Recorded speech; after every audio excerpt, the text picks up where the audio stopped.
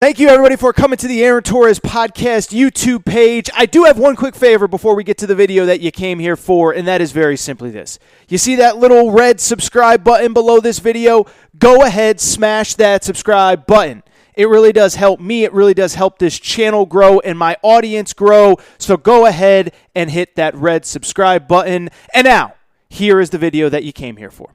I want to keep talking college football, but kind of switch gears just a little bit because I just gave you my national championship picks.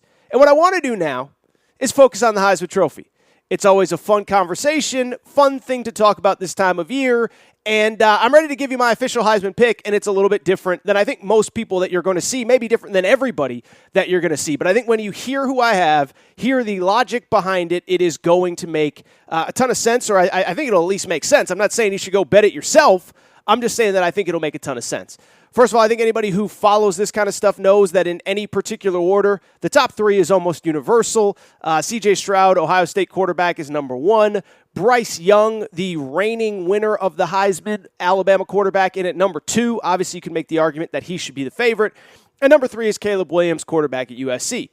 And while I understand why all three of those guys are the top three in the Heisman Trophy votes, or Heisman Trophy preseason polls or predictions or odds, I have a different opinion altogether on who's going to win. If you follow me on social media, you kind of know where I'm going with this. I've been talking about this guy since last season ended. I put a sizable bet on him when I was in Vegas a few months back in June. And, even on I guess it was Tuesday's Aaron Torres pod where we talked Heisman odds, I kind of played this guy up quite a bit. So with that said, my 2022 Heisman Trophy winner, I don't go too far down the board after that top three, but it is, drumroll please, Alabama defensive end Will Anderson. Alabama defensive end Will Anderson is my 2022 Heisman Trophy winner. First defensive player to ever win the award. I am calling my shot right now. I am Babe Ruth pointing to the stands. I have Will Anderson winning the Heisman Trophy. So why do I like Will Anderson? First of all, I don't think I'm too crazy because what I will tell you, I got Will Anderson at 30-1 back in June when I was in Vegas. Now you look at most sports books, he's about 20-1, which means that over the course of the last couple months, a lot of money has been coming in on him. Don't want to say I personally moved the market because I don't think I did, but I think a lot of sports bettors see what I see in Will Anderson. And I think what it really starts with point blank is that he's just a really good football player, right? As a matter of fact, I take it a step further. He isn't just a good football player. He is one of the elite edge guys that we have seen in college football in recent history. That sounds like hyperbole until you actually watch the tape and look at the stats.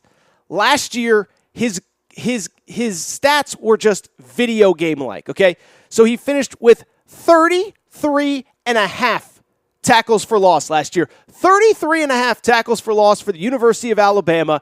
No one else in college football had more than 22. So he had 33%, a third more tackles for loss than anyone else in college football. How about this? Aiden Hutchinson, who ended up being the number 2 pick in the draft and finishing as the Heisman runner-up from Michigan, had half as many tackles for loss last year and ended up being the Heisman runner-up. So there's that part of it. There's the fact that his 17.5 sacks led college football last year as well. So last year led college football in tackles for loss, in sacks. He's got to come back for a junior year. This is how good Will Anderson is, and I've dropped this nugget quite a few times over the last couple weeks, but it's worth reiterating. Nick Saban literally said during Alabama's spring game, they had to take Will Anderson out of the spring game so that he could see his first team offense actually just get reps without Will Anderson being in the backfield blowing things up for Bryce Young in 0.2 seconds. Like they couldn't, if Alabama, just think about that, Alabama couldn't run its offense in the spring because Will Anderson kept screwing it up. What do you think that means when Alabama plays Vanderbilt or Texas or I don't know, whoever else they're going to play, Mississippi State, Ole Miss? It's going to get ugly, and it is going to get ugly in a hurry. There is a reason that everyone universally says Will Anderson is the best pure football player in college football. And by the way, it's worth noting, there's a reason that a lot of people think that if there's any chance that anybody goes and ends up being the number one pick that isn't a quarterback, isn't CJ Stroud, Bryce Young, Will Levis, whoever, that it's going to be Will Anderson potentially going number one overall in next year's draft. So the stats back it up. The odds are in my favor. But here's why I really like Will Anderson. Besides the fact that he's the best player in college football with the best stats in college football, what does the Heisman Trophy often come down to? Comes down to the story, right? Now, look, some guys are so dominant, it doesn't really matter what the story is. They're just so much better than everybody else, they're going to win it. But think about how juiced up the media gets and we as fans get, and I guess I'm in a little bit of both categories, about the story behind the Heisman Trophy. Joe Burrow, it's not enough just to be the best quarterback in SEC history potentially. Oh, he overcame so much. He got beat out at Ohio State. He transferred. Let's talk about it nonstop. Johnny Manziel that one year. You know, it's interesting. This guy finished in second place, but I know a lot of you have seen that Manti Te'o documentary. I have not seen it.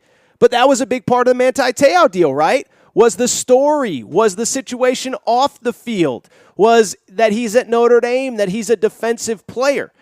And so when I look at Will Anderson, by the way, Aiden Hutchinson, perfect example last year. Perfect example of how a story and a narrative can push Heisman voting. It wasn't just that he was a good defensive lineman. He was an elite defensive lineman, by the way. But if it was based on pure stats, Will Anderson would have been there over Aiden Hutchinson. But it was the fact that Aiden Hutchinson at Michigan, they finally beat Ohio State, plays his biggest game in the most important moment.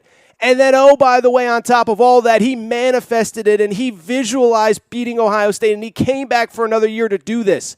The story matters. And when it comes to Will Anderson, the story's pretty much awesome and it's pretty much a year old at this point, and it's exactly what I just told you.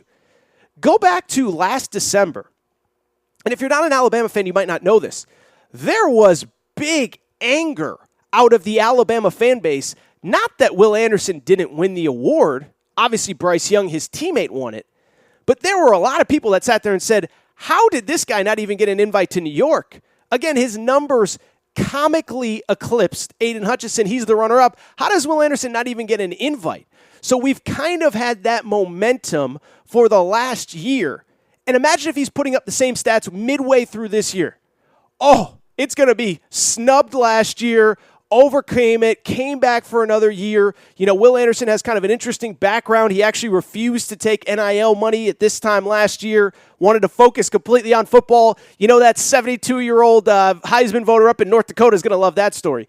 So the story of that, the story of being the first defensive player to potentially win the Heisman Trophy, if he puts up stats like he did last year, that is going to be the story all late September, all early October, all mid-October, all late October into November, and then we will see if he can close out from there, and obviously I believe that he will. Finally, what I will say is this. This is kind of the same as the story behind Will Anderson, but I also do think that the media and the media narrative, I think, is going to be a factor here. And what I would say about that specific thing is this. Listen, I'm not afraid to call out media. I'm not afraid to call out people in my business. I really don't care. My loyalty is to you guys as my audience. It's not to some writer for fill-in-the-blank outlet. But one thing that I have noticed, there's a lot of negatives to social media, but one thing that I do think the media does is, at least in sports, they kind of sort of hold people accountable, right? Not in terms of whatever, but in terms of sports stuff. And so I remember even 5 years ago, 7 years ago, there'd be stories of Heisman Trophy voters sending in their Heisman votes before the regular season even ended or before the conference championship games. And what ended up happening was social media and college football media went after these guys and girls. How can you do that? Your vote should be revoked. And so can't you already see? I already see some of these writers typing up the tweets right now, trying to peer pressure people almost into voting for Will Anderson. And I'm not saying he's not going to be deserving. But what I am saying is, can't you just see some of these writers and media people in college football, and you know exactly who I'm talking about? Can't you just see them? If you don't vote for Will Anderson, if you're not paying attention to Will Anderson, you should have your vote revoked. What are you doing? How can you possibly blah, blah, blah, blah, blah, blah, blah, blah, blah. I'm not saying it's right. I'm not saying it's wrong. But what I am saying is the media now, the media is kind of like a fake watchdog with no real bite. But they will get after people for stuff like that. And I think if you hear a story of a voter sending it in or, a voter, tweeting something that makes it clear that he's not watching the games, other people in the media will call that guy out. And I think Will Anderson's going to get the brunt of support when it comes to people looking dumb, if that makes sense. And it also brings me to the final point about the media itself. And again, I'm part of the media. I have my weak moments like everybody else. And one thing that the media loves doing, and I was thinking about this as I kind of prepared this segment, nobody loves more than the media. And I include myself in this. This is why we do a segment called Aaron Right, Aaron Wrong, which we'll get to in a minute. Nobody loves telling you how right they are, but beyond that, and myself certainly included, you will never hear the end if Will Anderson wins this award. But beyond that, here's the other thought when it comes to the media. It's never enough for the media just to have an opinion on something. Everybody's always got to one-up everybody else, right? It's never enough to just be the best. They're historically great. They're amazing. This guy should be this. That guy should be that. If you're not paying attention, this guy is the doing the whatever. It's just that's how the media is. It's never enough to just agree everybody's awesome or this guy's awesome. It has to be who's the greatest, who's the best. LeBron just won a title, but what does it mean compared to MJ? And so I do think with Will Anderson, I think if he keeps putting up those stats that he has, guess what I think ends up happening come again mid-October, late October into November? Every media member is going to be one-upping each other to try to tell you how much they love Will Anderson and how much you're wrong if you don't love Will Anderson. Because, look, you're not going to do that for a quarterback, right? You're not going to do that for Caleb Williams or C.J. Stroud or Bryce Young. We know they're awesome. They were awesome coming in. Plus, we've seen quarterbacks win this award virtually every year. And so when I look at this, I think it's going to be media members in October and early November just trying to one-up each other to tell you how much they love Will Anderson. He's so much better than this guy, and this is finally the year it has to happen. And so it's going to be one after the other after the other. And what I can tell you is I don't know who's going to be the loudest about saying that Will Anderson should be the Heisman Trophy winner. What I do know, though, is I know who was first. It was your boy Torres. And I truly believe that Will Anderson will be your 2022 Heisman Trophy winner. As a matter of fact, when it comes to Will Anderson, my only concern, as weird as it sounds, is I'm just worried he's not going to play enough. I mean, I go back to the year that Tua was a sophomore at Alabama coming off the national championship. And if you remember, and I know I talked about it on this podcast, we had just started this podcast, I think, but Tua, Alabama was so dominant that year in the regular season. Now, they lost in the championship game to Clemson and Trevor Lawrence. But Alabama was so dominant in the regular season, Tua basically was sitting the entire second half of every game. And so all year, the Heisman was his, the Heisman was his, the Heisman was his. And then all of a sudden, it came to the last week, Kyler Murray has a big game or two, and he ends up winning it late. That's my only concern for Will Anderson is does he play enough to kind of rack up the stats that he needs to be the 2022 Heisman Trophy winner? But regardless, he is my vote. He is my guy. And I think also it's worth noting, I do think there's some stuff with some of the other candidates that I'm not really a fan of. With Bryce Young, I love Bryce Young. He threw for 47 touchdown passes last year. He won the SEC as a freshman. He won the Heisman. To win the Heisman, again, he's probably going to have to be better than 47 touchdowns plus an SEC title. I don't know if that happens. I'm a little bit more down on Caleb Williams than most. Look at his stats late in the season last year when USC played elite defenses, played Baylor, played Oklahoma State, played Iowa State.